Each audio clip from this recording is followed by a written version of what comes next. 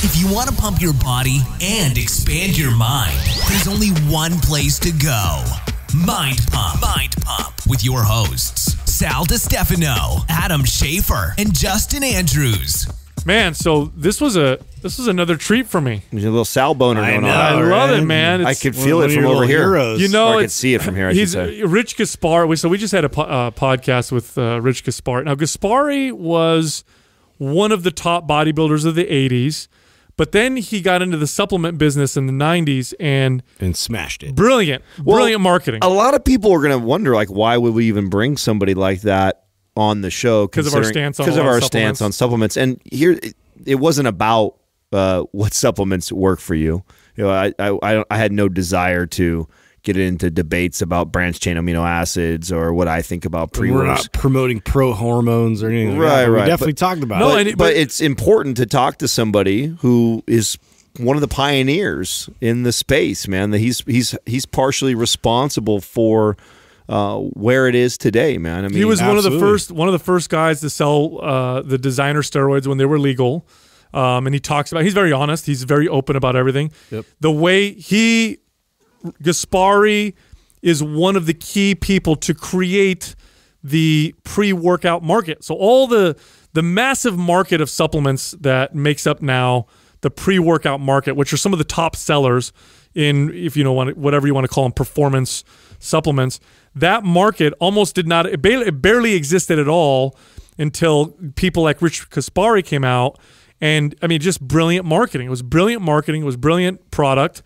And it exploded and made his company huge. And so we talked about that. We talked about the marketing behind it. And then I had no idea that he had gone through some financial issues and some personal issues and how he wasn't even full owner of his company so for great. a while. I love when guys like him open up and share the financials and stuff. Just because people, I mean, I love hearing that because there's a lot of charlatans. There's a lot of people, especially now more than ever, in the supplement space that fluff their numbers. I mean, everybody fucking fluffs their income. Oh, I make X amount of dollars, or our supplement company's worth $100 million. And no, he's pretty honest. No, it's not, bro. No, it's not worth that much. But he was really honest. Everything too, to talk about his bankruptcy and where he was, and he shares, you know, the peak of it financially, the bottom of it financially. He just recently gained control of his company. Yeah, so that was really interesting and fun for me to talk to him about that. I really enjoyed that part of the conversation. Yeah, it was really cool to talk to him about just how the business works and how he grew it and all the challenges. And then, of course, we got into his bodybuilding career. Gaspari was the bodybuilder that brought shredded conditioning to the stage. He was the first guy to have shredded glutes, which was a big deal back then. He's why bodybuilders now are as shredded as they are. He kind of brought that look. And, you know, it's funny. We went off air. We started talking some more. And he said he was one of the first guys to do a gluten-free diet. And he did a gluten-free diet back in the 80s because he understood that it helped his body drop water, which I thought was fascinating. Which is, I can't believe he didn't bring that up in the interview, right? Because you brought up the fact that he was the first one to have the conditioning that he did. I'm sure that played a huge part in it. Sure. Yeah, absolutely. So his website isn't up and fully functioning yet, but he's going to have it up, and it's going to be have new products on it, and that's Gaspari Nutrition.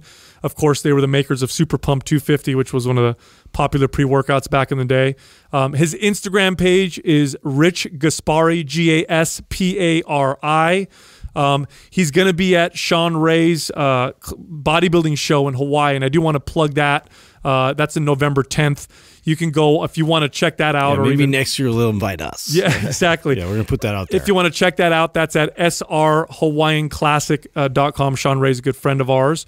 Now, in addition to that, man, I'm excited that Taylor, what he's got going on this week, we have Friday. So what, 2 days, Doug? What's that? Today's Wednesday, right? I have no idea what fucking day it is. So 2 days from now, on Friday, this is probably my favorite giveaway that we've done yet that we're doing on Instagram. So if you go to the Mind Pump Media page, you could check out the Skinny Dipped giveaway that we're doing right now. Skinny Dipped almonds. Yeah. Hooking up. My favorite snacky snack. Yep. Big hookup. Go check it out on Friday and see what that looks like. And also, it's the final hours. If you're lucky enough to listen to this episode right when we drop it, you only have a few hours left for our biggest promotion of the year. This is it. MAPS Aesthetic 50% off. Just go to mapsblack.com. Use the code BLACK50, BLACK, and the number 50, no space, for 50% off. It ends at midnight tonight on Halloween. Okay, so if this is after Halloween, we're sorry you missed the promotion. Oh, man. If you're listening to this when it came out, sucks to be you. Good for you. You still get 50% off. Again, it's at mapsblack.com. Use the code BLACK50. So without any further ado, here we are interviewing the legend, the bodybuilding legend and the supplement marketing legend, Rich Gaspari. You go to the LA Fit Expo? We have. We spoke at it last year. Yeah. Yes, so we're going to be there. Okay, good deal. I'm getting a We need to go induction. there. We should. Yeah, we need to go down there. We got enough more people that are connections we have now. doing Makes booze sense. down there. It's actually it's been a nice show. It's a pretty that they've good been one. running. I was at, showing my age, I was at the first LA Fit Expo that started in Pasadena. Really? So then So it was you've a seen the small- evolution of I it, saw the evolution. It was a very small, intense, and now it's at the LA Convention Center, which is crazy. huge. So It's crazy to me. I remember the first time I went to one just in the last 10 years compared to now. It's just ridiculous. What blew my mind was probably about, I think it was right when I was competing. So five years ago, I went out to Olympia.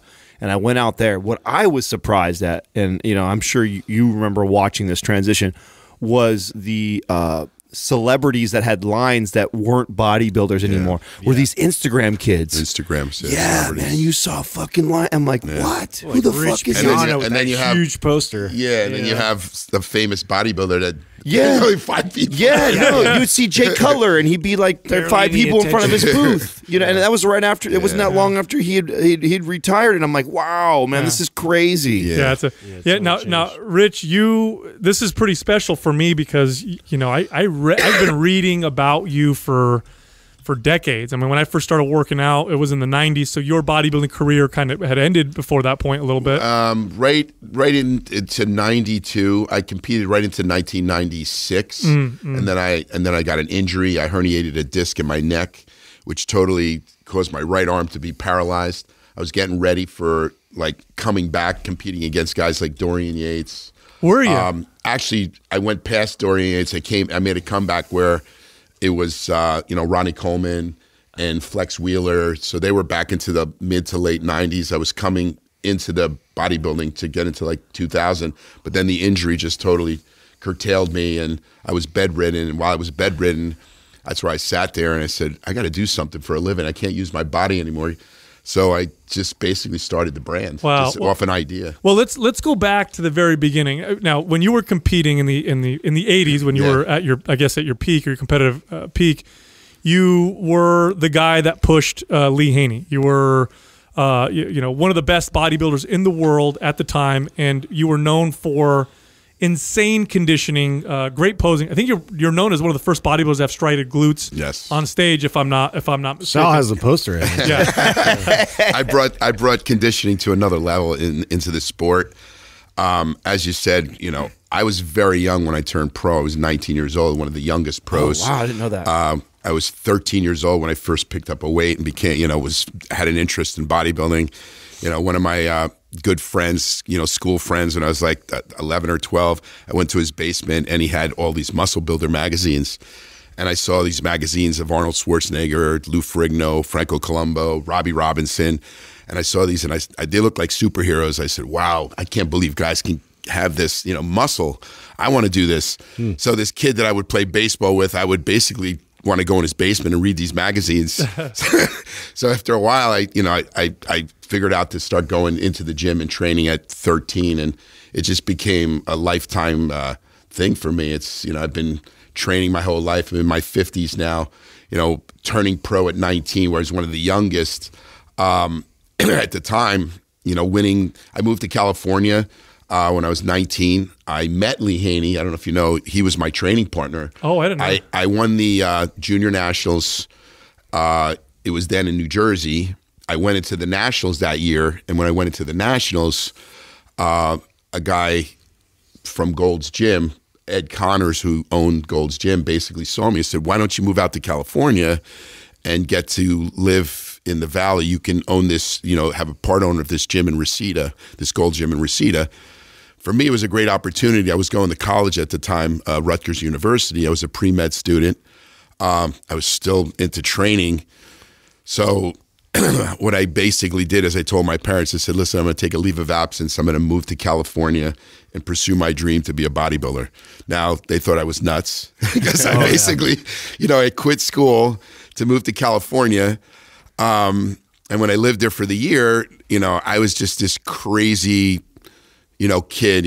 Like I said, I was very young when Lee Haney saw me in the gym. He saw me, squatting close to 800 pounds at a 525 bench. But I had this insane training, to the... You were known for it. Yeah. You were known for being a maniac. Just me, and there's guys like Tom Platz and, Dorian Yates and certain athletes that they trained to this next level. That was me. I'd always have to train with the blood vessels popping in my eyes when I trained in the gym. So Lee Haney saw me and he said, hey, kid, would you like to train with me? So I was when I moved to California, I was very bulky because I figured I had to get bulky and then lose the body weight. But I would see a lot of the pros that were in better condition, off season. They weren't ripped, but they were in good condition. So Lee Haney was always calling me fat boy. He kept calling me fat boy, you can't be this heavy. You're 250 and you competed at, 200 pounds. You gained too much weight. So I took his advice and started leaning out, off season and then honing in on, to let my body become more symmetrical. So at the time I won the junior nationals, I had really huge legs.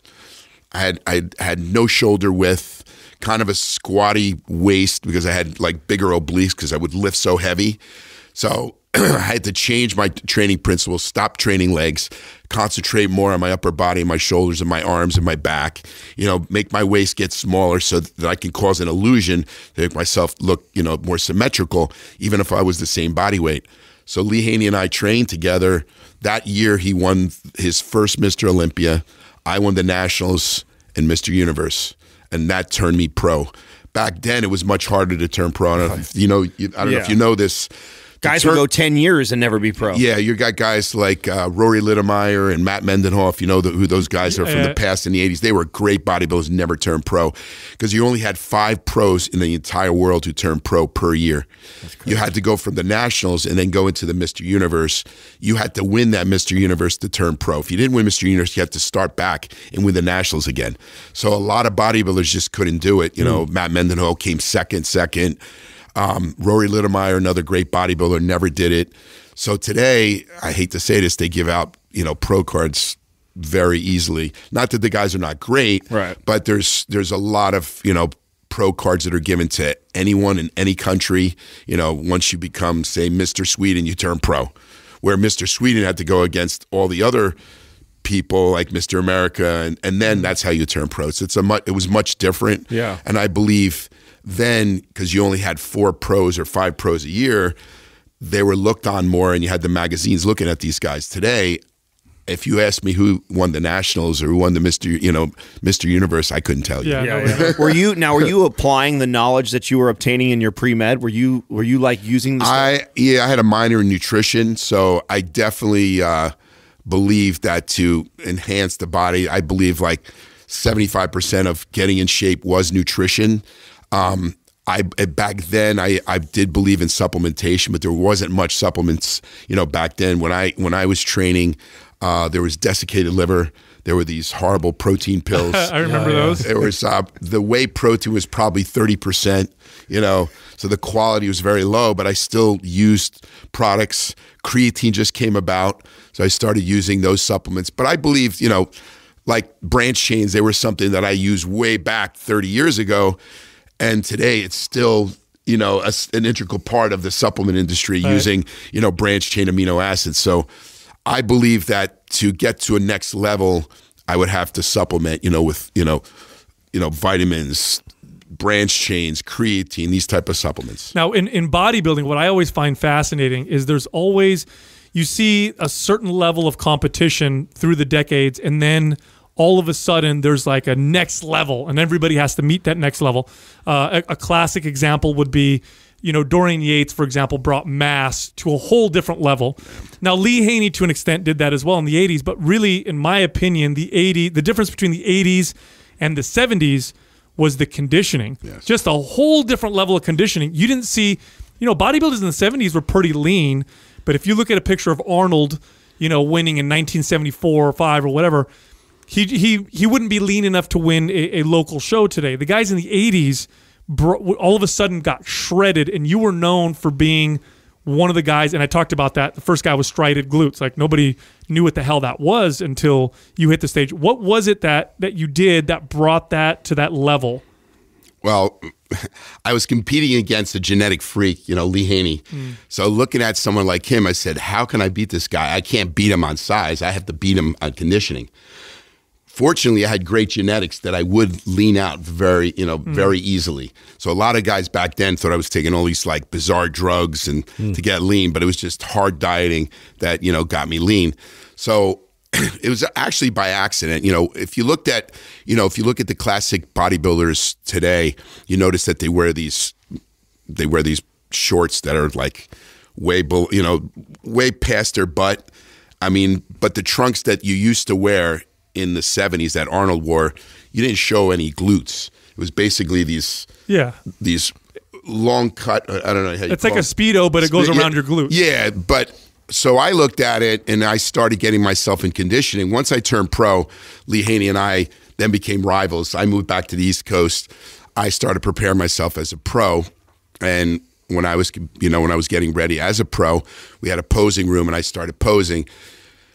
I noticed that I started getting leaner and leaner, on how I dieted. And a lot of it had to do with, education on dieting. A lot of guys followed like a low carb diet to get in shape. I found much easier that if I had more of macronutrients where my carb levels, my complex carbs and my proteins were pretty much the same levels, I guess, where I didn't like go into this totally ketosis. Yeah. So I would keep my muscle and basically fluctuate my calories as I went down in, in body weight to get leaner. Anyways, I started noticing, that my glutes were getting leaner and leaner and leaner, but the trunks that were then, sold to bodybuilders really didn't display it. So I was the first bodybuilder to basically take my trunks, cut them where you can see the glute muscle. All the trunks today were based off me. For what I did in the sport, I added, that was another contribution because glutes then became. Well, so were you the first guy to give himself a wedgie up on stage? So I had the trunks where I had to Brazilian use style. I had to use glue to keep my trunks from going up into my ass, into my ass crack. So but I wanted to be able to show those striated glutes that other bodybuilders didn't have, and that was my advantage. When I did this back pose. Back then, you had to have a Christmas tree. Now you have to have a Christmas tree, and you have to have striated glutes to be in shape in a show. So that's something, like you said, I contributed to the sport and brought bodybuilding to a whole nother level in the conditioning category. And those whole 80s, from the mid into the late 80s into the 90s, it was all about conditioning. Although Lee Haney was winning, everyone was basing how they looked and the shows were all based on my conditioning. So that's something. What was the response to that when you first did that? Were people like, what the hell is going on? Well, the first time I went on stage and it showed in the Pro Mr. World in Columbus, Ohio, as the first time that I was able to get myself full. I was about 216. Back then I was big, at 5'8", but totally in crisp, shredded conditioning. And when they saw this, they just never saw anything where someone was in that type of conditioning where you saw striations everywhere in your body, from my legs to my glutes to my abs. You didn't see a spot of fat. And I remember listening to the commentator. It was Chris Dickerson, and Chris Dickerson said, this is like the next level in anybody in conditioning. And, although he was kind of downplaying me, saying that I wasn't the most symmetrical bodybuilder, the conditioning that I displayed on stage was so awestruck to the public, they had to give it to me. So I was winning every show. At that time, I was. They called me the Mr. Second Place because I could win every pro show. I beat guys like Lee Labrada, Barry DeMay, who's the other guy. A lot of different guys that I was able to beat. But when I got to the Mr. Olympia level, and I had to go against Lee Haney. He just always, just because of his mass and size, and he had, his hip structure was smaller than mine, so he just had a better physique. Oh, he was wide as hell. Yeah. Crazy. It was a crazy era of bodybuilding. So you had talked about earlier how you had herniated a disc and had to stop your comeback. Let's bring it back to that. So what happened? You were doing a comeback. You hurt yourself. How did that all happen? Well, remember I told you I started competing. I turned pro at 19, and from that point, every year I was competing in multiple shows that I was very competitive, right from like 84 into 91, 92. And then I just started burning out. And burning out as a bodybuilder, I just started placing lower. Even though I was training hard, dieting, doing everything proper, my body just wouldn't respond, and I just started placing lower and lower and lower. So I took a couple years off, came back in 95, and when I came back, I tried to make a comeback, and in some of the shows I competed in, Dorian was already done, and then this new breed of bodybuilders, now it was ripped and big, was like the Ronnie Coleman era, where he had both freakish. He had both that ripped conditioning and mass. So the first shows I competed in were against him, where they had this rivalry with Flex Wheeler, who then was trying to beat Dorian, but now he was trying to beat. He was supposed to be destined to become Mr. Olympia, but he never expected this Ronnie Coleman to come out. I came in, I placed as high as 5th in the pro show. It was coming back, but I was just to a point that I just felt that it just wasn't in me anymore. All that hunger. How old does that put you at? How old would you be? I was like 30, very young. I was I was already like burnt out at 31, 32. It was like 33 years old when I got the injury. Yeah, but that's 10 years of competitive bodybuilding. And training the way you did. Yes, and I just. Everyone said I didn't have the genetics to be a top bodybuilder, but what I did have was the mental fortitude. I can train harder than anybody. I can push my body to the limit harder than anybody. And of course, there's problems with that. There's repercussions. I started getting degenerative discs in my back, started having injuries.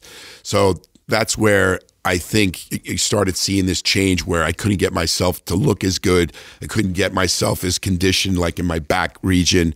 Because when you start screwing with your discs, the nerves that go to the pathways, the nerves that go to those muscles, they don't fire. So you actually start to atrophy. Right. So I started seeing that happen. So I made that comeback, went on stage, got as high as like 5th place.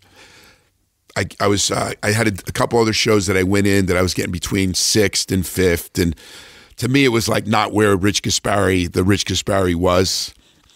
Tried again to go into a show back then, the New York Pro, which they called back then the Night of the Champions. While preparing for that show, I was one of the best shape of my life. I was like 230, ripped, trying to have the mass and the rippedness that I had. 2 weeks out from the show, I was doing shrugs, and I just basically herniated the disc in my neck. It devastated me because my whole right side just got paralyzed. I couldn't pick up a 10-pound dumbbell. Fuck, that must have been scary. It was the worst feeling. I was in bed. I watched my body go from 230 to 185 pounds because I couldn't train at all. The pain was so excruciating. Back then I should have had surgery, but I didn't opt for the surgery because you have to go through your, the front part of your neck to get to the disc, to cut the disc. And I never did it. And I still have residue, injuries from that where I have atrophy in my bicep and tricep from that injury. So, but like you said, there's always a silver lining. I was laying in bed saying, what am I going to do? While my body was atrophying, getting skinnier and skinnier. And I just said, I'm going to start a supplement line. It just came out of the top of my head. I said, I'm going to just do this. And people are like, you're crazy. How do you know anything about supplements? I said, well, I take them. I believe in them. I believe that they make a great difference. So I started going to a lot of the manufacturers and looking for, a brand, products that I can sell in my brand. Now, Rich, what was the major competition back then? Like, what were your big companies? When I got into it, I don't know if you know, actually Lee Labrada was before me. He started Lean Body, so I saw what he did, and and he did pretty well. He was a little luckier. He actually got a contract that he got a percentage of the Metrex sales. Oh, right. So what happened with him is I forgot what he what he got, but he got a nice percentage instead of getting paid. So this was like a startup company, but then metrics became huge.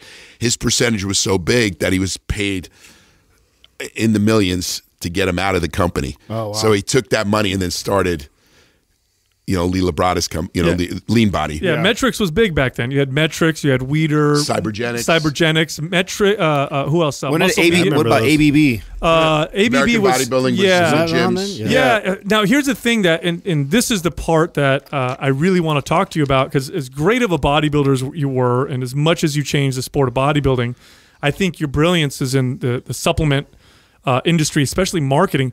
You, in my opinion, you single-handedly created the pre-workout, the pre-workout market for supplements. I remember reading the magazines, seeing these ads for Super Pump. Yeah, it was Super Pump 250. Yeah. And I remember thinking it was brilliant. It had a picture of, and I talked about this on the show several times, there's a picture of guys before and after the workout, which, they're pumped. It's going to look amazing. Of course it's going to look amazing. Yeah. But the thing that you tapped into, and I don't think you were the first pre-workout. I think Ultimate Orange was one, but they didn't really market it that way.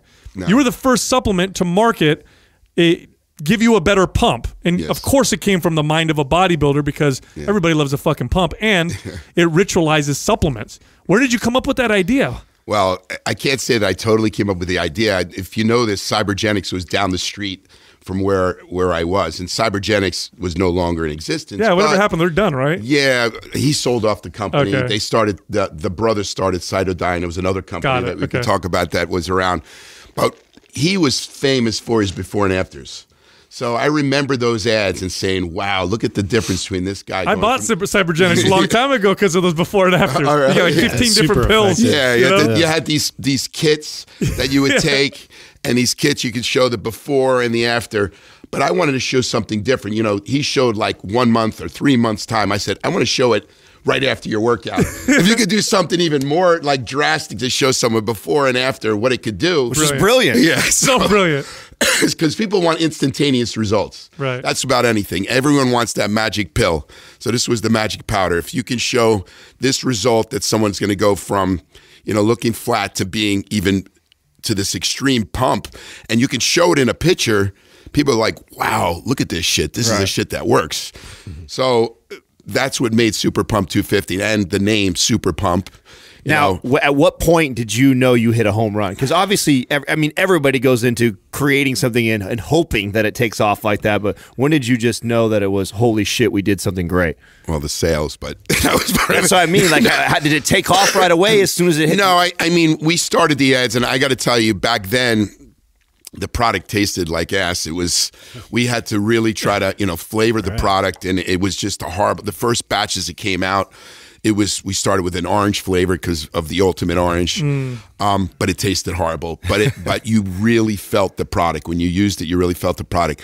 Then as we went, we started improving the flavoring and started coming up with new flavors. Back then, the marketing was through the magazines, so we used those forums. I started getting some sales from that product, and I just kept dumping it back into the marketing and putting it in various magazines. Those were before and afters.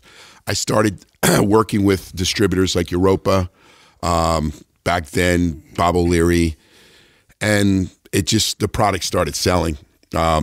A huge sampling program that a lot of companies use today. We started giving away those samples to a lot of the stores. Ugh. They just go, here's the samples, here's the samples. That must have crushed for you guys. That's what did it. And, back then, people didn't even do this ample sampling program, but we did an ample sampling program that any account that bought 12 bottles got 50 samples.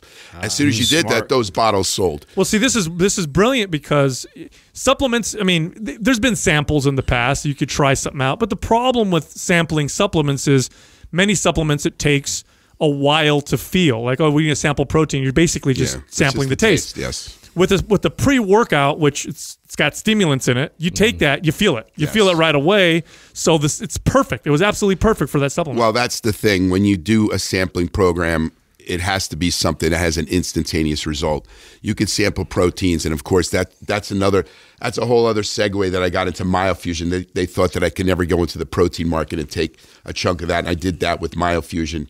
I could talk about that. But with Super Pump, what we basically did is have something that can show instant gratification, that stimulant feeling when you go into the gym, that you want to train, that pump that you felt using that product, and just ample samples that went out there. And that just caused this organic effect of the sales growing. Back then, I was competing against BSN's NO Explode. That's right. It was me and NO Explode. So then he had these. I didn't realize they went that far back. Yeah, well, I think you were probably first, right? No, they were. It was right at the same time. Was it really? Okay. It was like right at the same time. So I was the blue bottles. They were the red bottles. Right. I got to commend them too, because they were great marketers in what they were doing with NO Explode. And I started noticing they had these walls of red in these stores where they would sell and say, if you buy a certain quantity, we're going to fill the wall, and you get all these like goodies as a store. So I'd go into the store and said, okay, the red walls. Okay, I'm blue. I said, I'm going to have waves of blue. I said, waves knock down walls. So I go into the store. I said, I want that red wall, and I'm going to give you, we're going to buy it off, and I'm going to put it with Gaspari products. So I would basically do that and just buy off the red bottles and replace them and give away the red bottles and have the Gaspari products. And every big store that I knew he was in, I go after those stores. Take over those stores. Any beef ever happen? Oh, he hated me. Oh, really? Actually, there was a point where Scott James basically said that any employees would talk to me would get immediately fired. Oh, so we're friends now, but at that time, he didn't like me very much because I was. It was this. See, I was a competitor, being a competitive bodybuilder, going against the greatest bodybuilders like Lee Haney. I couldn't beat him. I couldn't beat him because of his genetics. But this was business now. Business, you don't have to go with genetics. You have to go with, using your brain. Yeah. So this is how I was able to say, you know what? I'm competitive. He doesn't realize how competitive I am. I'm going to show that I'll do everything and anything to be able to beat this guy and beat BSN. And I have to say, they were, at the time, it was 1 and 2 as one of the biggest pre-workouts. Then he had a problem with one of the ingredients. I can't remember or recall one of the ingredients, but he had a recall to have to pull that out. So when he did this, opened up the gates. The products were off the shelf, Opportunity. and that's when I just came in and just had Gaspari everywhere. So it was. Now, was it a hit right out the gates where you're in bed, you're injured, you're like, shit, I got to do something. You start the supplement company. Was it a bit of a grind at first, or was it? It was a big grind. I started, like I told you, I don't know if I told you, I started where as a pro bodybuilder, I had a contract. I was making, money as a pro bodybuilder. I had a gym, but back then the gym wasn't doing very well because there was a lot of competition. I wasn't making money, so at that time I had to decide for myself, what am I going to do? I'm not making money as a bodybuilder anymore. I basically sold off everything. I actually went into personal bankruptcy. Oh, wow. Moved back to my parents' house and started Gaspari Nutrition in the basement. Oh, wow, I didn't know that. Yeah, so I started this business in the basement. Their garage was my warehouse. And back then, both my parents were ill. My mother had Parkinson's disease. My dad was sick and then got cancer and died. So I got to spend time with them when I started my company, so I started working in there, and it was a grind. I had a lot of moments where I said I was just going to give up and go do something else. Wow. I had a girlfriend who was trying to push me to sell life insurance, and that's another story. I went out and got my insurance license. I went out, sold my first policy. I went back and I said, I have good news and bad news. I sold my first policy and I quit. Because I can't do this. Right the same day, huh? I can't wear a suit and go door to door to try to sell insurance. I'm going to pursue my dream in doing this if it kills me, because I always said, if I throw enough shit against the wall, eventually it's going to stick. And at the time, I was struggling. I said I was really not doing much. Online business was just kind of starting. We had some websites. What helped me a lot back then was the pro hormones that were being sold. Yeah, let's talk about that for a second, because I remember you, back in those days, you had pro hormones or designer steroids or whatever you want to call them. They were legal. It was like a gray market, and you guys had Halodrol. I think it was Halodrol was your... Well, we had products way before that. Halodrol was the big hit, but before Halodrol, when I started my mom's basement, was 1T. 1T. Oh, that was legit, by the way. This is a legit, this shit actually Yes, so we started selling one. I found out through reading online about this product called 1T, I said, shoot, I got to get a hold of this stuff. I found a guy who supplied the raw materials. Because then I was struggling. I was trying to sell proteins. I started with Universal Supplements that started making my stuff. In my basement, I was, going around gym to gym selling creatine, protein. I had a couple like multivitamins that were their multivitamin with my label on it. I was like, this ain't making money, quick enough. I got to do something. I had these protein drinks called Quick Meals, and they were proteins, that you add water into them and, just meals on the run. They were doing okay. But like I said, what was a big hit is I started reading about these pro hormones, and I said, shoot, I got to see if I could sell these things. I started investigating it. I was able to buy the raw materials, get a manufacturer to bottle them. 1T was the first one. Started selling it, and it just took off. Of course. Because it was my name attached to it. Rich Gaspari, this ex-pro bodybuilder selling this 1T. I went from doing sales. I told you the first year I started Gaspari Nutrition, my sales were about $30,000 for the whole year. The second year, I think we did about 80 grand. Okay. Then when I started selling 1T, I did my first $1 million. Oh, shit. So, right away. Wow. Right, 30, 80, 1 mil. Yeah, 1 million. Wow. Because we started getting business and calls from all over to sell this, domestically throughout the whole country. We started selling to Europa. And the way I got that account, again, when I first went to those, I went to see Eric Hillman, who owns Europa, and he was a judge, and I was judging shows, and I sat there, hey, Eric, will you take my brand? He goes, well, you're not ready to take my, to have us as a distributor because you're not going to be able to keep up with the demand and how you're going to pay for this. We want 30-day terms. So I asked my brother for a loan, for the first order, which they ordered like 30 grand, 40 grand. I got the money from my brother so that I can manufacture, then give it to them and give them the terms. But it just took off. I was able to start selling, through Europa, who's kind of the first distributor as well, and we just started growing from there. How did you pick the pro hormones that you ended up picking? Why did you pick 1T, and then what eventually brought you to Halidrol, which was your big hit? Well, I found a guy basically that was selling off. The name of the company was Kilo Sports. I'm not sure whether they're still in business. They were selling raw materials that people could then make their own, pills or concoctions that, would get capsules. So I started getting him to supply me with raw materials. He's the one who started telling me, hey, here's a product called 1T. Then there was another one, that we made was the Novadex XT. That's right. It was the anti-aromatase product. That's right. ATD. Which, and by the way, these are all legal now, right? I was going to say, what are the legalities back then? Like, how did you get through all that? Well, the Shea wasn't enforced. And so a lot of I was following suit to a lot of what other people were doing. And, it was kind of like a gray market as long as it wasn't sold as a steroid or prescribed steroid. And it was never on the market. These designer steroids were basically steroids that were invented but never made it to market. So that's what they were doing. They were going through looking at all these anabolics that companies never used. They never used them. Yeah, because like 1-testosterone, 1T, for example. I mean, when people who've used that will tell you it's like you're taking D-ball. I mean, it really gives you. These are actual steroids, so it's of course they. So when I started selling this 1T, the next product that I saw that someone was getting great success was the methylated 1T, right? Which was even stronger. So it lasts longer in the liver. So, so it wasn't a great product because of the liver toxicity if you take too much of it, but we started selling that. Now, for me, I knew this was a short-lived business, and I talked to Europa, say, what's your plan? You're selling these pro hormones. These are not going to last long. What are you going to do? That's when I started thinking about what else can I sell, and that's when we came up with the pre-workout. Basically, Super Pump 250 was a product shelved by Metrex.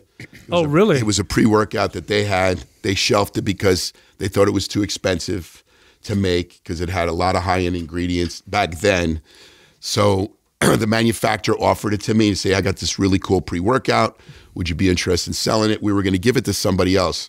What's the guy with the really big arms that He advertised them. He's the one who puts all the synthol in. Rich Piana. No, not him. Before Rich Piana. Greg Valentine. Greg Valentino. Yeah, Valentino. They were going to give it to him, but they saw that I was this, successful business guy because they said, it's so, so it gives you such a pump that your arms blow up. That's what this guy was known for. His arms, his arms blew up because he had too much. He put a bunch of oil in them. Yeah. So they offered me this product, and I said, let me go with it. And that was the first steroidal pro hormone that we started selling. And that's when I started looking at other products.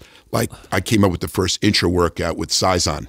Sizon was another product that we came out with that, had creatine, but it had hydrolyzed protein.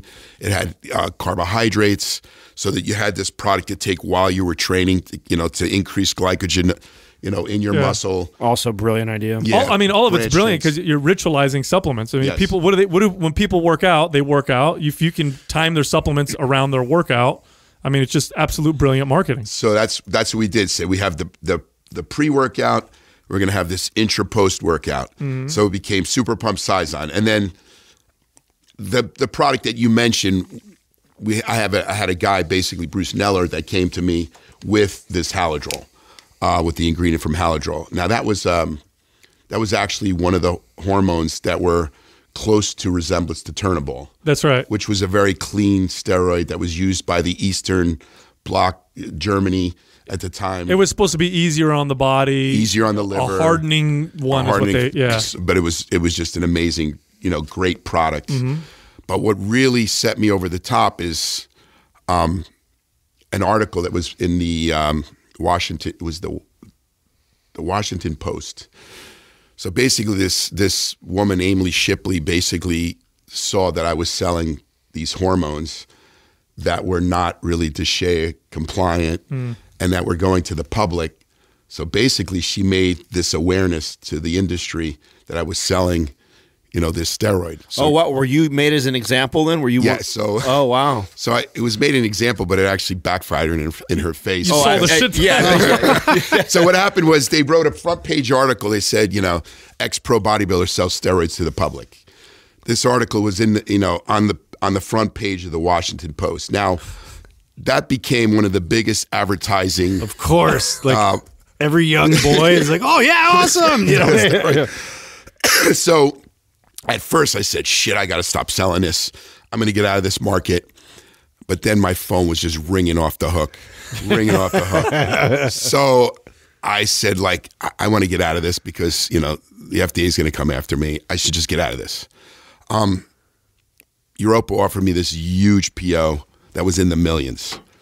It was like an offer I couldn't refuse. Give it to us exclusively, and we'll buy $5 million worth of product from you. The PO, and I was in a very high margin back then. I don't know if you know pro hormones, you can make 100% margin. Oh my God, I didn't know that. Yeah, so the margins were through the roof. I did the first run. I said, listen, I'm going to give you one run, and that's it, and then I'm going to get out of it. But they came back to me with another PO for another $8 million, and I said, okay, we'll make another one, another batch. One more time. One more time. Yeah. So we did 2 batches of that, and then honestly, he came back to me again, and I said, I'm not doing this anymore. I'm going to get out of the pro hormone business. I want to focus on other products that I feel are beneficial. I want to get out of it totally, which I did, and that's when I focused on the marketing of Super Pump, Sizon, our vitamins. I wanted to get into the protein market because I saw protein's another market. You couldn't sell a brand globally without a protein.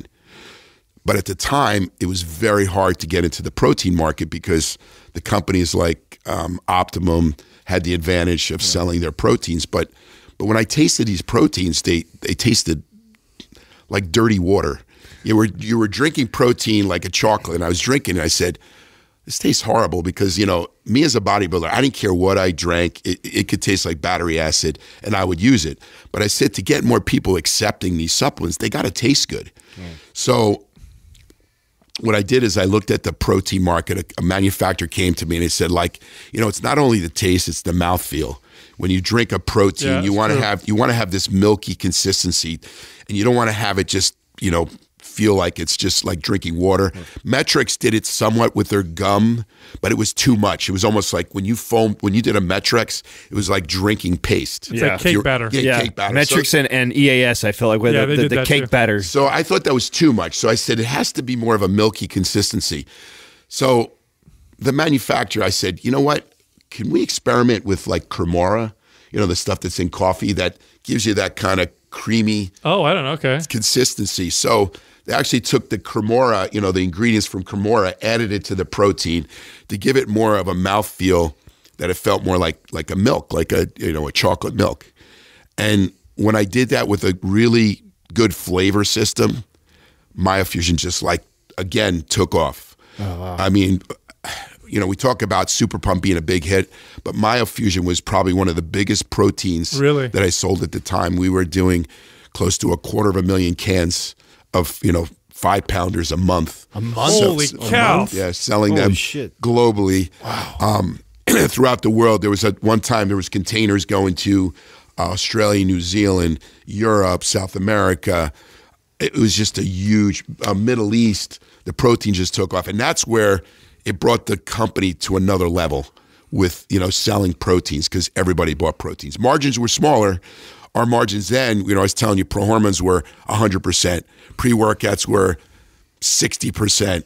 Proteins were 30 to 40%. So I went from this high margin and then selling protein at a much lower margin. So it became more difficult to manage money because then you're trying to buy excess materials to make protein, but now you're making much smaller margins. Right. Well, so what was the scaling process like for you, as far as staffing? I can't imagine you're running this monster by yourself still. I mean, where did you have to start bringing people on, and what was the smallest you were at, and what's the most amount of people you've had working for you? Well, the smallest was just me working out of my mom's, basement. Right.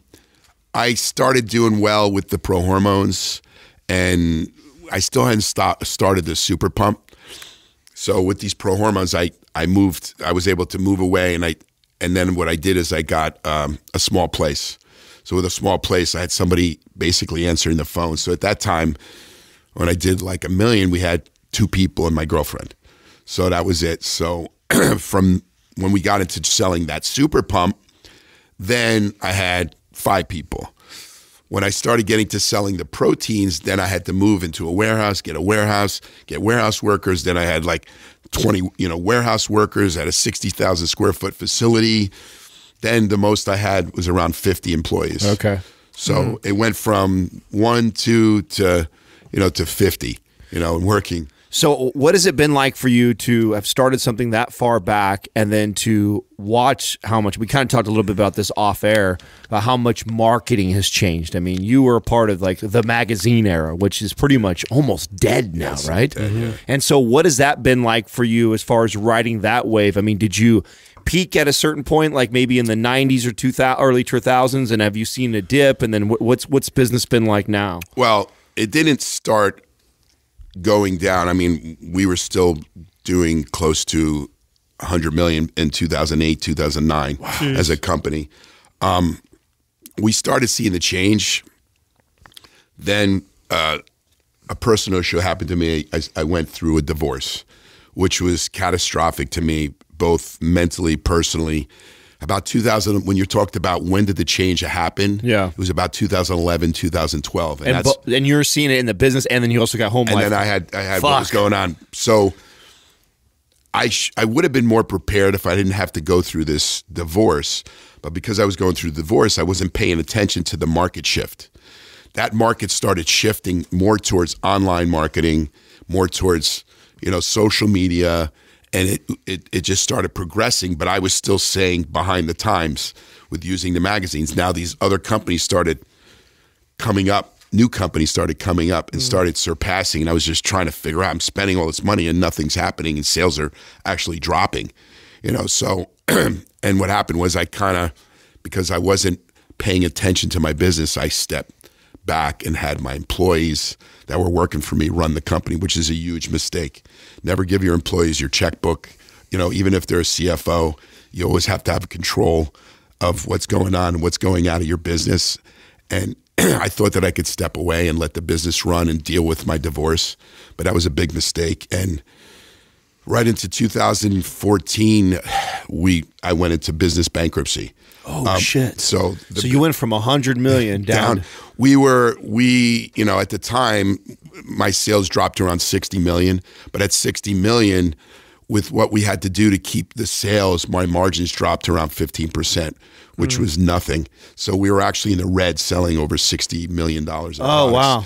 So my overhead costs, you know, in doing this business, where I should have like brought my overhead down, I should have been able to decrease, you know, or increase my margins by, you know, I was channeling everything through distribution. And when you do that, you have a middleman, and that middleman then sells it to other players. And then what happened was they started selling to the online players. Those online players then, because the brand was so popular, it was such a competition that the sales just dropped. You know, not the sales, the cost of them doing business, or the cost of the product went down so much that it wasn't worth selling a Gaspari product. Right. If you're making $1 or $2 to buy the product, you're not going to sell the product. Right. Right. And so that's when our sales started dropping. Wow. Wow. So at this point, you're going through, you're stepping back. When do you step back in and take the reins and say, all right, let's make this? I got to say, for the last 6 years, I've been basically in prison. One of the things I had to do when you go into business bankruptcy, I don't know if you understand, you basically lose your business. You have to pay off you're indebted to your creditors and people that you owe money to. So a lot of people I owe money to, the manufacturers, the advertisers, you have to pay those people back. So when you go into, it wasn't total bankruptcy, it was a Chapter 11, where it's restructuring. Restructuring means that you negotiate with the people you owe money to. It's like short selling a house. Sure. Yeah, so you give them like 10 cents on the dollar. But what happened to me is the bank, you know, I made a deal with the bank. I owed the bank money. The bank put me into bankruptcy. So when they put me into business bankruptcy, your business goes on the auction block to sell. So at that time, I was, I had a distributor from England, Body Temple. I was very close with them. I said, if you can buy the company and I could still be in the company, I believe we can still keep this going. We need to make changes. You know, the way the market shifted. I said all these things.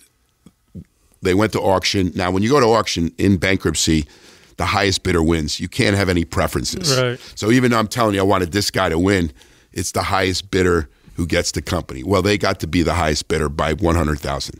We sold the company for $10.2 million. Okay. Well, we paid back the creditors the $10.2 million. This company, Allegro, Body Temple bought the company.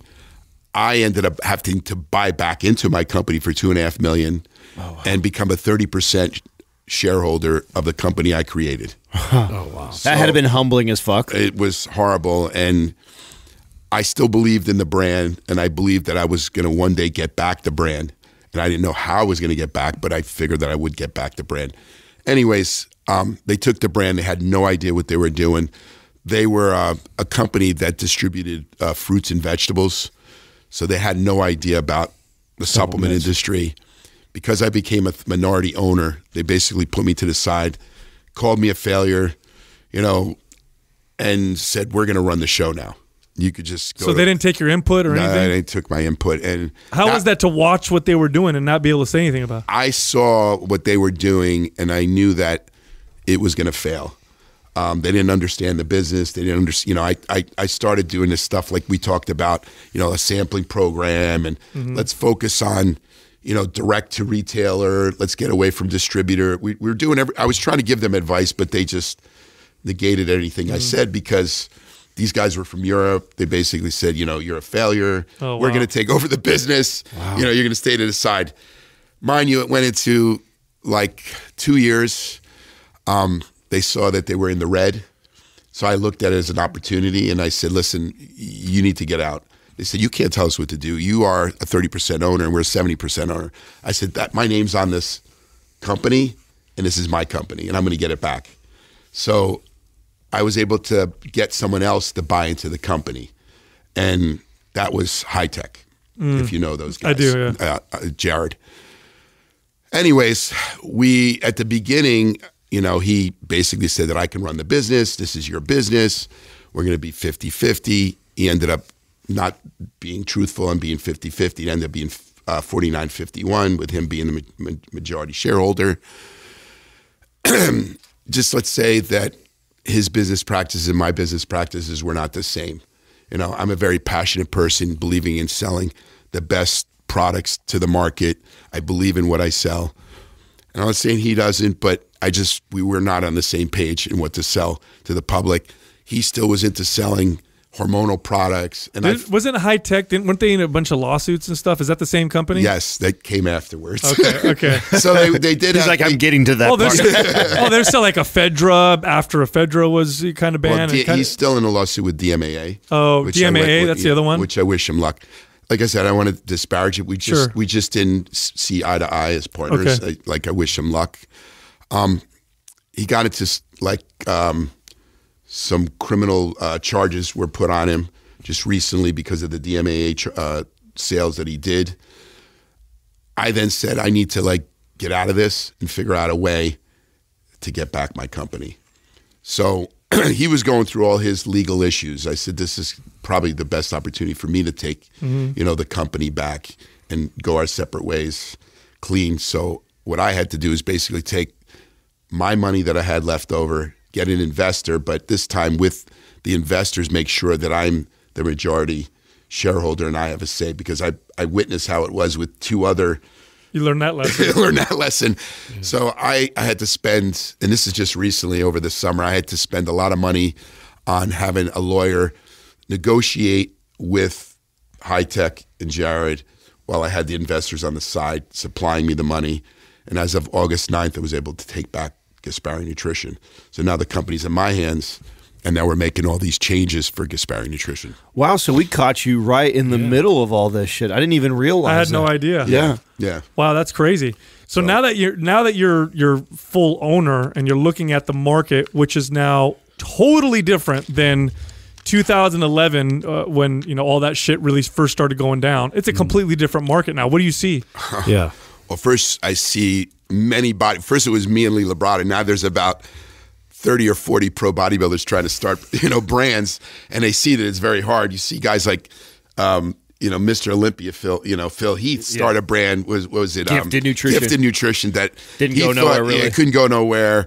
A lot of pros, a lot of guys who were turning pro started these companies. I seen that the market just basically everyone just. I think what happened was in 2008 when the economy dropped, the supplement industry still was a business where, you could still make money. So people looked at it and said, wow, look at all this money being made by guys like Rich Gaspari. Like, we're going to get into this industry. And I just think because of social media, people just got into this business, and there's so many small brands and there's so many more channels now to sell products. So for Gaspari to survive, the new Gaspari Nutrition to survive, we can't go to the same marketing using magazines, of course, not going through distribution without having strict controls, doing a model more that we're going to go direct to consumer, direct to retailer, making sure that you control the pricing. As I said, one of the demises of Gaspari Nutrition was selling to websites that were just competing and then lowering the prices lower and lower and lower, having enforced MAP agreements, minimum advertised price.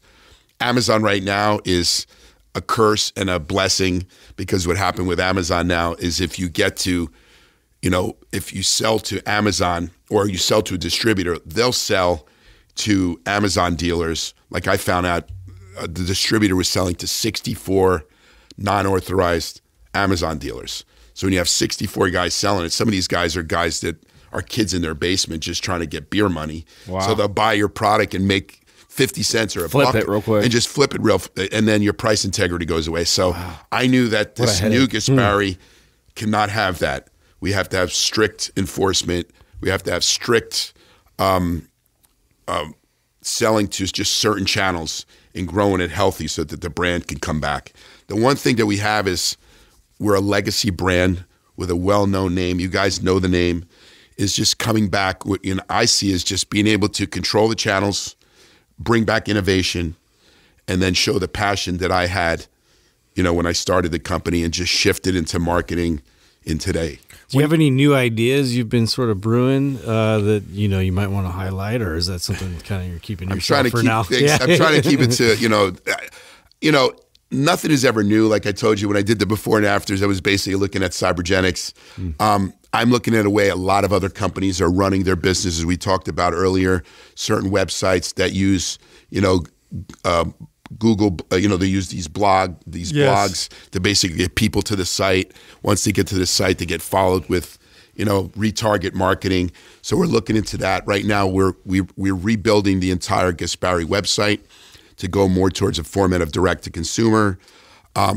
We're trying to get viewers of up to 1 million people in the next 18 months, and that's by building these blogs. And we have 25 blogs that are every month that are going into the website, with various, what's the best protein, how to train biceps, all these different blogs that we're putting in there to get people to come to the site. Once they come to the site, they get hit with a cookie to get them, with a banner. Oh, yeah. So we're using, the principles of today's marketing there's a lot of successful companies out there. What do you think I've heard a lot of rumors, and I don't know if this is true. Maybe you have a better pulse on this, of a lot of these supplement companies that we see all over Instagram that have put a facade on like they're a much bigger company than what they really are. Do you see that, or do you think a lot of these supplement companies are all making $50 to $100 million a year? Like, I don't believe they're making that much. Some of these companies are not even making $1 million. Right. I mean, but as you said, they can have such a facade with what they can do on social media. They can look much bigger than they are. Right. So, as a company, I said, even falling in my face, we're still over, I could say my numbers. We're over $20 million as a company that fell on our face and still doing sales because we have channels in the international market that still keep the brand alive. Yeah. I believe that Gaspari can be back into one of the biggest companies. Not sure if we can get back to the 100 million, but I'm going to, try as hard as I can to get to those numbers. But just building it right. It's not about the gross sale. It's about the net, profit that you bring in. Of course. So we're growing the company much differently. We talked about having all these employees. I don't have a warehouse anymore. I use a 3PL, third-party logistics company that does all my, shipping. Yeah. So use the shipping companies that know what they're doing, and shipping properly. I've seen where that becomes an issue, with my prior partner, where shipping was a travesty because you're not a shipping expert. Use shipping experts to ship your products. Yeah. So we went that route, hiring the proper people that can market your brand to today's marketing. Yeah. I'm in my 50s, so I have to learn very fast. You guys found me on Instagram. I go on Instagram to use that as a way to bring awareness to who I am and what the brand is. Yeah. Do you see like any of the companies that are, I mean, we can talk about Optimum Nutrition, BSN, EAS. I mean, these are some of the big staples that have been around for a long time. But EAS is gone, by the way. Oh, no shit. Yeah, EAS, basically the pharmaceutical company that owned them, and not that they were out of business. They basically, who's the company that owns them? I don't know, but I do know that it's a pharma company. It's a pharma company, and this pharma company makes so much money that making, 75 million or whatever it makes. I think it made more than that, but it wasn't enough money for them, so they just shut the doors. What? You're kidding me. So, at no one point, they were like, because they were distributing at Costco. Yes. Bill Phillips started that, and then they got to become such a big company. But there's an example that many of these supplement companies get bought out by these huge conglomerates. Post bought out Dymatize. Glanbia bought out Optimum.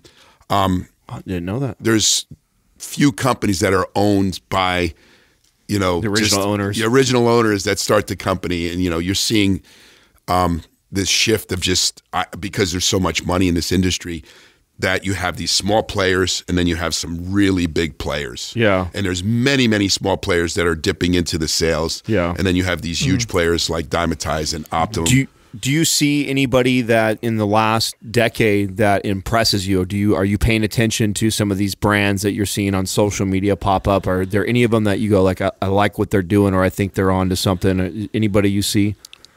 I mean, I commend a lot of the, my competitors that I see out there. We saw a brand that you said Legion. Yeah. Legion. Yeah, good friend of ours. I was impressed with, their website. When I got back the company, I wanted to basically look at what other companies are doing that are successful, and having someone that can look at the back end of, that a website is doing well, you could see the traffic going to the site, right, and see how well they're doing. So Legion was one of the websites. OneUp is another company I've seen that's doing very well. Online, direct to consumer. Right. I feel that I could be a different company where I can go for that online direct to consumer model, but still get the retail stores. And because I'm known globally, yeah, and you're recognized. So I'm recognized globally. I have distribution throughout the entire world. So I don't just have the domestic market. I have the entire world that I can still grow. That's still 10 years behind the times. That's one thing that I can tell you, that when you deal with international sales, you basically have a time work going back in time. So anything you did 10 years ago works in these countries. Oh, interesting. Although you can't say that, where social media has now also become global. These countries like Brazil, Australia, Europe, they all look at social media. So now instantaneously you can show what your company's doing off Instagram. I mean, I think even Facebook's a little for an older generation. So YouTube, what you're doing here with podcasts, these are all the new way of advertising, and it's seen instantly globally. But there's still, like, the way products are marketed. It's not that they use magazines. Some of them still do. If you go to the UK, they still use magazines. You go into Brazil, they use magazines and stuff. So you can use some of the old ways of marketing, but still also use, marketing where a lot of brands, what they do is they use organic marketing using athletes or ambassadors that represent, say, Brazil. Sure. So you have like 20, 30 athletes that are posting about Gaspari Nutrition in Brazil, their language, the products, and we're doing that in every country. Yeah. Now, you mentioned CBD earlier as something that you've already noticed. Like, have you noticed any like real big trends that you're like, oh wow, maybe I'm a little late on that trend, or maybe an emerging trend that you see out there right now? You did bring up CBD. I say that's like a skyrocket. I mean, it's going to continue growing. It still has some federal implications. I got to see if it becomes federally legal. I know it's certain states. It's like here in California, marijuana and CBD there's no problems, even in New Jersey, but there are other states that you can't, I believe, can go through state lines with CBD. Yeah. So you can do hemp oil, yes, but you can't say, CBD. High CBD or CBD product. Yeah. So I do have an interest in that. I mean, when you're saying about, emerging market or something new, the problem is you have strict enforcement of DSHEA. So what I did 20 years ago in selling pro hormones is a no-no today. I mean, you're shut down immediately, and you won't even sell that product. Like I told you when I did that article, and you had everyone wanting to buy it today. If you're selling something remotely illegal, the consumer doesn't buy it anymore. Isn't that funny? Yeah, they will not buy it. Back then, it would be like, what? It killed a bodybuilder? I want that. Yeah, and today, that's so true. I believe that, you have this bunch of pussies today. Well, you have a new generation. You have millennials, and you have these, is it called the X generation, these young 19, 20-year-olds that don't even know who Rich Gaspari. They don't know who I am. Right. So, they are looking for more cleaner products. I've noticed a trend more towards, no artificial coloring. Health and wellness is now merged. Much bigger. It used to be not that long ago. It used to be you had your hardcore supplements, and the more they look like steroids, the better. And literally, the marketers would make the bottles look like it was like like chemicals. And then you had your health supplements that hippies and yoga people bought. You're starting to see emerging now where everybody they want the wellness health side, but they also like the hardcore. So like a muscle builder also has to be natural, organic, or whatever. You're starting to see that a little bit. Are you seeing that? I'm definitely seeing that. I was on the Everett, the guy who was driving me here from the airport, whereas he was asking me about, what are you seeing? And I see, well, for example, like branched chain amino acids. Now there's these fermented vegan, which is much healthier. Leucine, branched chains can be made from human hair. you know, there's a process to do that. So people definitely don't want to have that. So they want the fermented vegan version of it. The artificial colors, the red dye, the blue dyes, all these things, you know, people are looking at and say, well, if that's going to hurt me, I don't want to use it. So you're right. This younger generation is more aware of health. Greens, I didn't care about taking greens when I was a bodybuilder. Now you see people using, you know, greens, nootropics, very big category. Yeah. I'm noticing, you know, nootropics are growing more and more and more. The alpha GPC, octopamine, these type of ingredients. I think a lot of the consumers, if you go back, say 7, 8 years ago, it went from like Super Pump. Then Super Pump became not strong enough. So then you had to use. Then you had to throw other shit. So basically, they had this, you know, and I didn't believe in it. They had the concentrates, which was basically a spritz of creatine and beta-alanine, just enough to give you paresthesia, but then a boatload of caffeine and DMAA. And that, you know, what happened to that? That took over the market because it was much cheaper. And this stimulants just got stronger and stronger. Now, there is that market with high stimulants, but I believe the consumer is getting more educated to use a product that can help with focus, that can help with pump, that can help with recovery. So going to the gym and using a nootropic, you know, with a small amount or a medium amount of caffeine of 200 mgs instead of like 500 mgs can get you in the gym, and you can get this great focus and workout instead of your heart palpitating.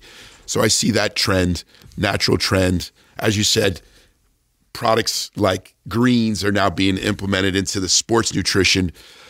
Proteins, it was all whey protein. Now, I was ahead of my time. I don't know if you know this, I changed the formula because the pricing kept increasing on whey protein. So I was using a brown rice protein because when I looked at it, it had a higher leucine content than whey protein. I said, well, it's going to be great because it's cheaper. Consumer did not want to buy it. It was ahead of my time. But now you look at vegan proteins, pea protein, hemp protein, rice protein, they're being sold, and bodybuilders are using vegan proteins because, you know, people have stomach distress from lactose using collagen protein is a big one. Collagen. You know what's funny? Back in the day, if you had collagen protein, nobody would want to buy your supplement. It was considered garbage protein. In fact, a lot of the ready-to-made drinks that you would get at the gym in the cooler were collagen. They were collagen, and the magazines would shit on it. Like you'd open up a magazine and say, "Oh, it's got collagen protein, terrible."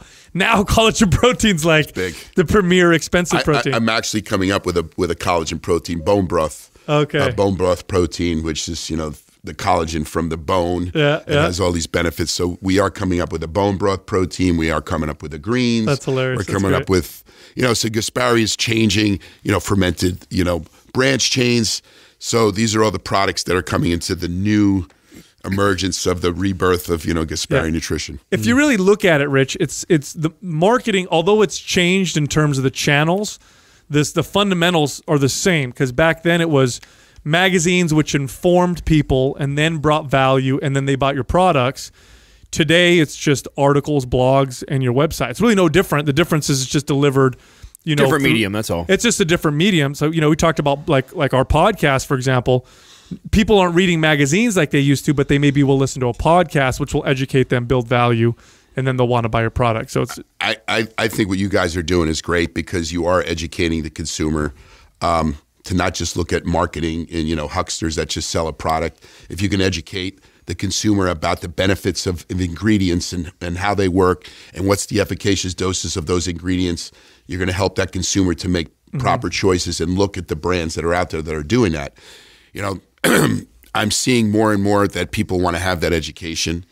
There's still the marketing of just, you know, you talked about before about a rich piano. Yeah. That was just this extreme of, you know, doing stuff to the extreme. And he had that small segment of people buying the product, but I knew it wouldn't last. I mean, unfortunately, the guy died. But even if he didn't, that type of brand will not last. Longevity in a brand, you know, Gaspari Nutrition went through all these Why is that, you think? Because I agree with you. I think there's a lot of those companies out there right now that I see floating around. I don't know if you watched Flash in the pan. Watched the rise and fall of Shreds. I don't know if you saw. Yes, I saw that. Right, and we actually called that 4 years ago when we first started the podcast. That watch this, and I think it's fascinating because they use social media. They were the first to take advantage of Instagram. Yeah. But what they did wrong is they actually did this before and after, kind of my trick, my playbook. But what they did is they didn't sell great products. No, shit. They sold really low-end products to these people with a high margin. And what did it do? It was a temporary sale. Yeah. And I would always say the most important sale is the second sale. If you can get that consumer to come back to buy that product because they get results, or they like the taste, or they like the feeling they get from that product, you're going to have a company that's going to stay around. Like I said, we went through a lot with Gaspari Nutrition through financial difficulties. And, like I said, companies that go through divorces and bankruptcies and all these different things that happen. Knock on wood, I just haven't been to jail or got arrested. So I don't want to go that route. I believe that, you can stay, and why Gaspari is still around. It's a 20-year-old brand that's been around. And my passion was to sell products that worked. Whether they were pro hormones, they definitely worked. Now it's about selling products that work, that have efficacious doses of ingredients, are safe to use, so that consumer is going to get something at quality, but it's also, they know it's going to be safe in using it. Yeah. What do you think about Amazon now entering into the supplement market themselves? 'Cause we're watching this happen. First of all, bodybuilding.com used to be one of the biggest body supplement sellers. They're just on a nosedive. Yeah. Amazon obviously taking over, and now Amazon, and I've seen Amazon supplements, they're not good yet. No. But shit, if they start making good supplements, I mean, what do you think about that? Well, what you just said is, will they make good supplements? This is like a big company that has so many things they're different worried about. channels that they're making money with. Are they going to focus on the supplement business as part of their growth? I doubt it. I think they're going to sell commodity products to take some of those sales, like proteins and creatines and maybe vitamins.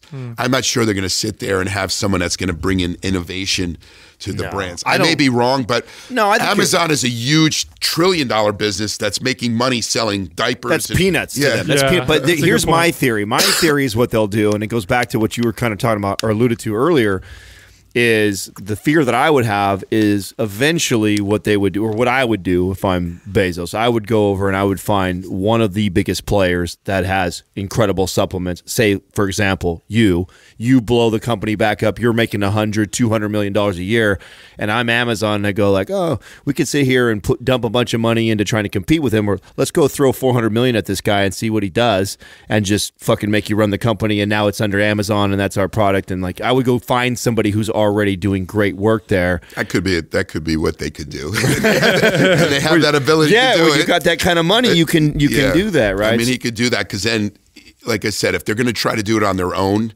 and all you do is, I call them bean counters, guys that are looking and saying, well, these are what's selling. Here's the protein. Here's this. You need a guy who has the passion. But I still think, for myself, my experience is, once I lost control, because I've been 5 years in this limbo state, I think it's going to be very hard because they may still not give that person the creative, way of growing that company. Right. They may say, no, here's what we need you to do. There'll be a lot of red tape. Yeah, there'll be a lot of red tape. No, there's definitely time. I mean, they're too busy building flying cars right now. You know what I'm saying? So I just think they'll be there, but they're not going to totally take over the market, because I don't think it's going to be everything they want. It's still going to have players like myself, hopefully, that are still trying to innovate between the marketing, our products. Like I said, we have this new people that are coming up that have successful websites that are selling. The business, like I said, is there's channels of people before you could have multiple channels to sell to. At one point I was selling to GNC, bodybuilding.com, Vitamin Shop, mom pop stores.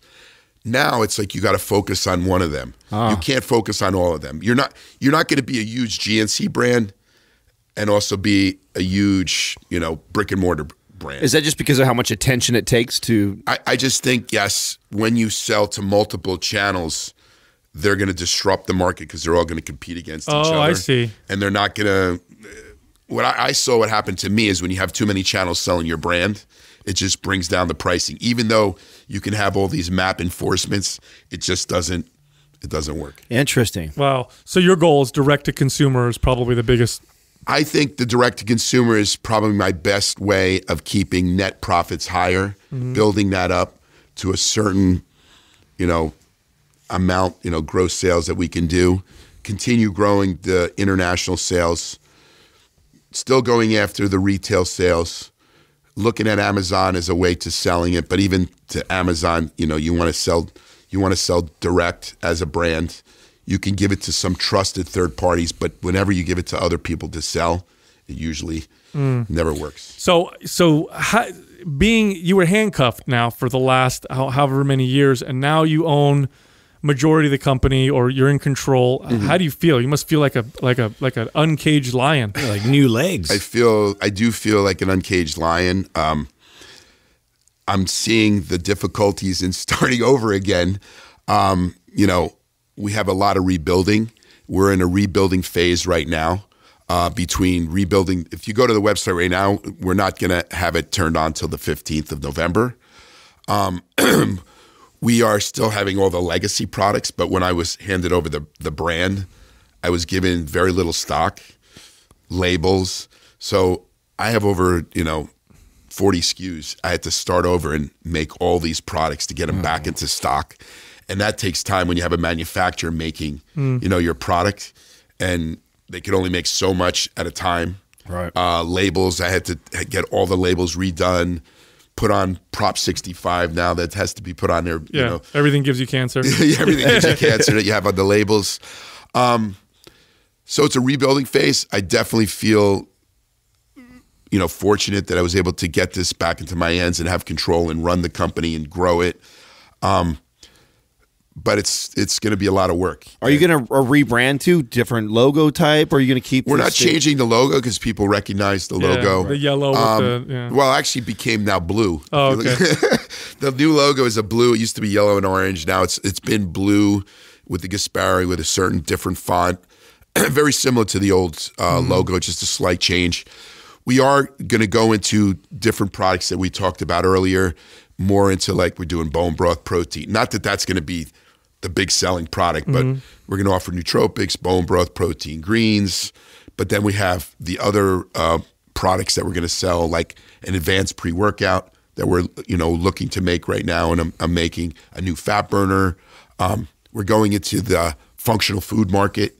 I believe that's a big part of the market as well. So we're doing bars right now and other types of functional foods that we're going to introduce to the market. Man, if I'm a supplement company, right now I would look out for you just because when I saw you come up through that supplement business, how smart you were with the way you marketed your products.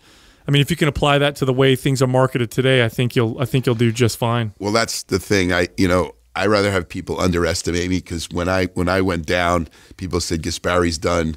We talked about, when there's opportunities, my shelf space was like gobbled up by all these different brands between Pro Sups and, Optimum and Dymatize. Vroom, they came in like vultures and hyenas just taking over my shelf. And, I want that all back between, and what I have is I have relationships with a lot of, the people that were buying my brands, between all my international customers. Remember, I've been around a long time, so I know a lot. I've been there, I've seen that. I've seen a lot of things. So I will use some of my, old tricks into today's markets. And I wouldn't say tricks, just different ways of marketing the brand. I do believe, the way the brand has to be marketed also is organically. Yeah. Back then it was like through going to these shows and, selling the brand organically. Now you have social media where you give your product to a bunch of these, like we talked about before, these famous social media bodybuilders and women that are out there, as a mouthpiece for the brand, pushing the brand. Right. Using those ways of selling the brand. I would love to ask, I love someone like you who's had a ton of success, both business and in bodybuilding. Can you give me a story of one of the most epic moments as a bodybuilder for you? Like what was like a big moment that you'll forever remember? Well, I mean, turning pro was a big it was something memorable to me because I was this guy from New Jersey, you know, unknown guy from New Jersey to move to California. I was a very cocky kid, you know. I was this guy that just thought I can, you know, take over the world, you know. And I went into Gold's Gym. I saw guys like Tom Platz doing legs, and anything that he wrote in the magazines, I mimicked it. Did, you know, the reps and the sets and everything, because I said if he could do it, I could do it. So the most memorable moment is like, you know, when I got to turn pro, winning the Mr. Universe. Back then it was in Las Vegas, and you know, it meant a lot to say, you know, you've now got your pro card. Now you are Mr. Universe and you're now professional.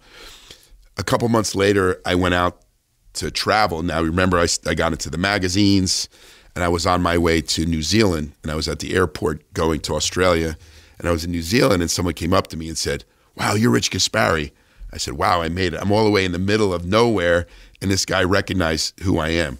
So that's when it was like a moment in my head saying, wow, I really made it as a bodybuilder, because I was a big fan of all these guys. And now I'm one of those guys that people look up to. That's cool. Awesome. And then what about like your business one? Like there's got to be a moment when you were grinding in the basement and then you started to make a little bit of money. And then when was it? Did you buy yourself something special and give yourself something when you finally had made it financially from building that? Do you remember that? Well, those moments of making the million selling Halidrol was epic moments. I think also, you know, in transitioning, because, you know, I told you I sold these pro hormones, and people said that I was going to be a flash in a pan as a brand. And then we started selling these non-hormonal products. You know, basically, I used the funding from the pro hormones to grow the brand. You know, when I was winning, you know, awards with GNC as brand of the year 2 years in a row against brands like Muscle Tech, I felt that I made it. And I was like, wow, I'm this brand, you know, this kid from New Jersey that started this brand in my mom's basement. And now I'm winning, you know, these brand of the year awards, you know, from huge brands that I looked up to, like Muscle Tech, by the way, who sold 3/4 of the brand for $750 million. So there's a lot of money. Yeah, Holy cow. Do you still follow bodybuilding? You're still pretty... I follow the top bodybuilders. If you say, you know, like Sean Roden, I think it was a great, you know, it was really great for him to win, because, you know, you had Phil Heath, who they thought was just going to go right into winning 8 Mr. Olympias and beating Lee Haney's record and Ronnie Coleman's record. Going to the show, he had problems with his abdominal region, which I don't know what, you know, I think he had a hernia that maybe they didn't repair properly. But when you saw Sean Roden, he wasn't the biggest guy. He had this like great waistline, symmetry. It's like, it wasn't just a mass monster. It was someone that had a combination of everything. I felt like he's a great bodybuilder, but he just got too big. That look, to me, I mean, he was better 4 or 5 years ago, you know, than he is today. I 100% agree. What's your all-time favorite bodies in bodybuilding, besides yourself, of course? Right? You can't say yourself. I never was a fan of myself, since I was a hardworking guy. I mean, I still look up to Lee Haney, because he was a guy. He was just a very spiritual guy. You know, he helped me. Like when I moved to California, I had nowhere to live. This guy took me in to be his training partner, and when we were preparing for the show, he was the one who that's great, taught me how to train properly. That I went from this powerlifting physique to a bodybuilder. He's the one who helped me with that. So I have to give him credit for my successes. And then I was nipping at his toes. You know, he won 8 Mr. Olympias, but what's great about him is when he won those 8 Mr. Olympias, he retired, never competed again. Ronnie Coleman, who I, you know, commend winning the same amount of Mr. Olympias, he didn't retire. He came back, he lost, then he tried to come back again, he lost. So it kind of tarnished that record of those 8 Mr. Olympias, where Lee Haney, he went into bodybuilding, only lost 1 pro show, you know, the first Mr. Olympia. Well, he lost a couple pro shows at the beginning, but once he won Mr. Olympia, that was it. Nonstop, dominated, won all the shows, retired undefeated. So, I mean, and he knew when to get out, because he knew the Dorian Yates era was coming, and he was not going to go against that. Do you think, because there's like some people say that pros today don't train as hard as the guys used to train. They don't. Is that true? You think that's true? I definitely. You're like the 3rd or 4th guy. Listen. I'm in my 50s and I can still kick anybody's 20 year ass. I go in the gym and I challenge them to a leg workout. I still do giant sets. I still use, and I don't even use as much weight as I used to use. But the bodybuilders today do not train as hard. I just don't see them. There are few that do, but the majority don't. They're afraid of getting hurt. They're afraid. They don't push their body. Do you think that's because they're relying too much on the drug culture now? I don't know if it's drugs or it's just this culture of carefully how they train, and it's not necessary to push your body to the limit. I mean, you got to remember, I pushed my body to the limit where, like I said, I herniated discs, tore muscles. I did whatever I could. These guys are being so careful in how they train. I can't say it's all drugs because I see guys that really work. You know, they work hard, they diet. But you don't hear about these because I'd read the old, how you guys used to train and even how Arnold used to train, and you guys were in the gym for 2.5, 3 hours just doing insane amounts of volume and sets and failure. And I mean, you'd have to be just a genetic freak to even be able to heal from those kinds of workouts. And the guys now, from when I read about them or hear about them, it's like they're in there 45 minutes, an hour. It's a different level of intensity.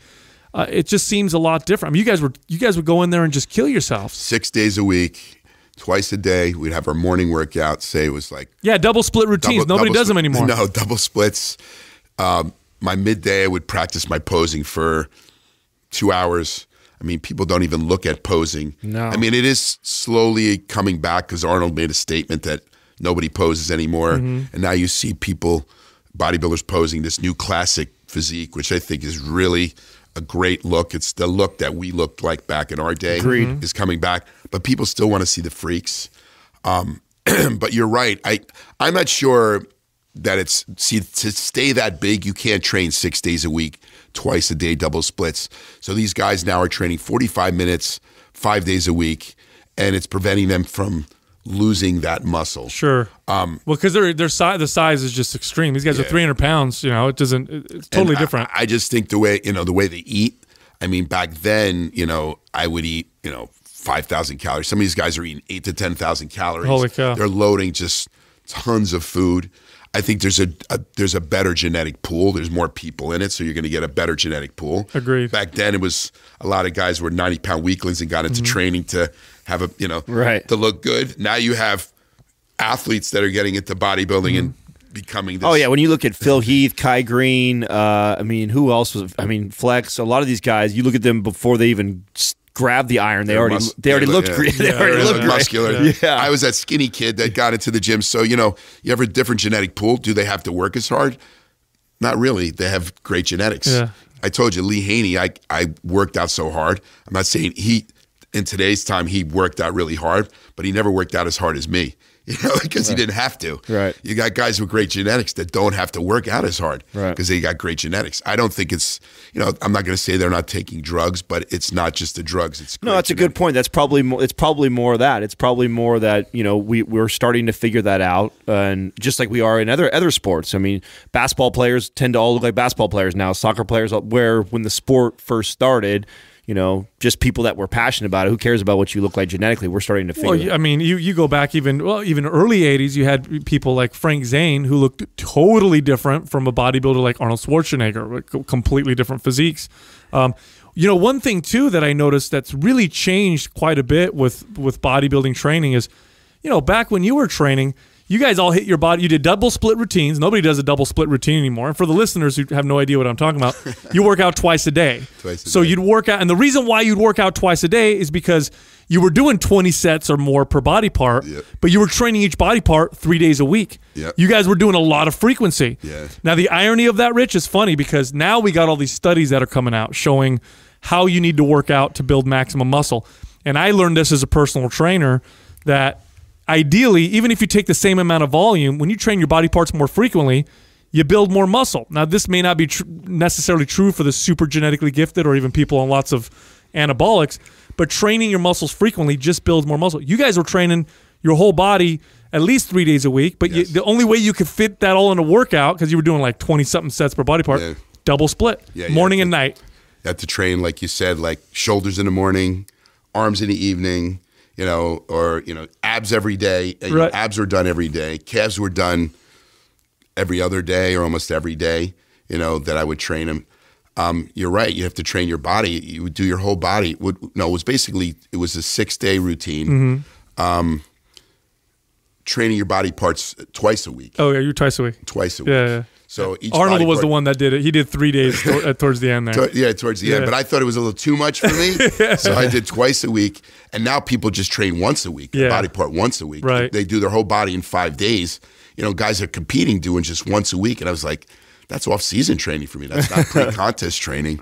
You know, but I didn't know that what you said with studies showing that. But it also made a different physique. If you look at what we looked like and guys, like, I was trying to get bigger, and when I was getting bigger, I was seeing my symmetry just not looking the same. Like, my obliques were thicker. When I competed, I had to keep my waist at a certain size. So if I gained too much upper body mass, my obliques would naturally grow. So I would not train.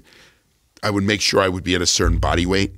And if I got myself too big, I noticed that I just didn't look right. Wow. But today it doesn't matter. They can be thicker. You look at guys, their waists look thicker, much thicker. You know, when you look at them backstage, some of these guys have like pot look like bellies. they're pregnant. Yeah, they look pregnant. And when they're hitting poses, they're hitting their back from the front. You see these big guts because it's just so much muscle. Wow. Well, yeah. If you're listening right now and you're not familiar with Rich Gaspari, just Google some of his back shots. I mean, there were really set the standard for definition and conditioning. Christmas tree, striated glutes, hamstrings. Absolutely insane.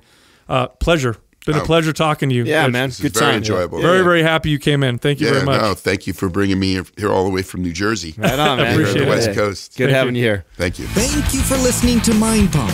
If your goal is to build and shape your body, dramatically improve your health and energy, and maximize your overall performance, check out our discounted RGB Super Bundle at mindpumpmedia.com. The RGB Super Bundle includes MAPS Anabolic, MAPS Performance, and MAPS Aesthetic. 9 months of phased expert exercise programming designed by Sal, Adam, and Justin to systematically transform the way your body looks, feels, and performs. With detailed workout blueprints and over 200 videos, the RGB Super Bundle is like having Sal, Adam, and Justin as your own personal trainers, but at a fraction of the price. The RGB Super Bundle has a full 30-day money-back guarantee, and you can get it now plus other valuable free resources at mindpumpmedia.com. If you enjoy this show, please share the love by leaving us a 5-star rating and review on iTunes and by introducing Mind Pump to your friends and family. We thank you for your support, and until next time, this is Mind Pump.